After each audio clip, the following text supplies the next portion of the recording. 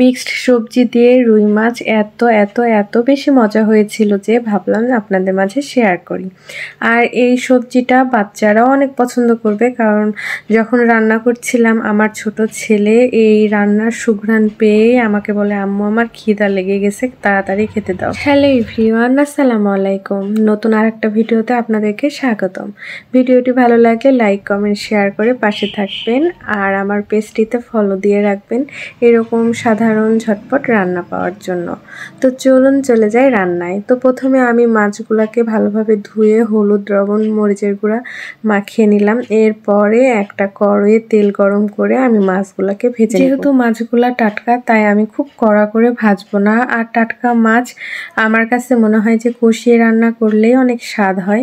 তো যেহেতু রাফাতের আপু পছন্দ করে না, মানে টাটকা মাছ হোক বা এমনিতেও মানে খুব লাল করে কড়া করে ভাজলেই সে পছন্দ করে, তার জন্য হালকা এপিট ওপিট ভেজে নিলাম। এরপর অন্য একটা হাঁড়িতে পেঁয়াজ কুচি, কাঁচামরিচ কুচি আর বেঁচে যাওয়া মাছ ভাজার তেলটা দিয়ে দিছি। এরপরে আদা রসুন বাটা, হলুদের গুঁড়া, জিরা গুঁড়া আর শুকনো মরিচের গুঁড়া, লবণ দিয়ে ভালোভাবে মশলাটা কষিয়ে নিলাম। এরপরে ধুয়ে রাখা সিম, বেগুন, আলু আমি দিয়ে দেব। আর সিম বেগুন দিয়েও একটা স্মেল আসে যেটা সবাই পছন্দ করে না, বারবার ঢেকে ঢেকে আমি কষিয়ে নিব।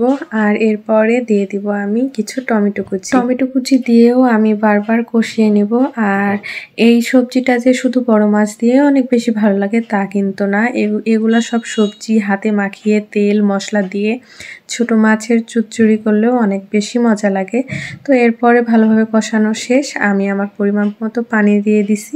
এইটা যে যার মতো ঝোল খাবে ঠিক ততটুকুই পানি দিবে। আমাদের বাসায় হচ্ছে ঝোল বাচ্চারা বেশি পছন্দ করে, কারণ রাফাত সবজি খেতে চায় না। আমি তখন বেশি একটু ঝোল ভাত অল্প করে নিয়ে সবজি নিয়ে মাখিয়ে দিই নরম করে, এরপরে সে খেয়ে ফেলে। এমনকি রায়াতও খুব পছন্দ করে। এরপরে ভেজে রাখা মাছগুলো আমি দিয়ে দেব। কিছুক্ষণ বলক উঠিয়ে রান্না করলে আমার রান্না কমপ্লিট। এই তো আমার রান্নার শেষ ফাইনাল লুক। তো কেমন হয়েছে রান্নাটা কমেন্ট করে জানাবেন। ও আচ্ছা, অনেকেই আবার কমেন্ট করতেছেন যে না খাইলে কিভাবে জানবো। আচ্ছা, কালারটা কেমন হয়েছে সেটাই জানাবেন। তো আমার ছোট ছেলের তো খুব ক্ষুধা পাইছে, মানে সুঘ্রাণ শুনেই তার ক্ষুধা পেয়ে গেছে। আর সে কি রিভিউ দেয় সেটা হচ্ছে তার কথাতেই শুনে নেবেন। লাস্টে সে বলছে তার রিভিউটা সে দিছে যে কেমন হয়েছে রান্নাটা। তো সবাই ভালো থাকবেন, সুস্থ থাকবেন, আমাদের জন্য দোয়া করবেন। আর আমার সন্তানরা যেন সুস্থ থাকে, ভালো থাকে। আল্লাহ হাফেজ।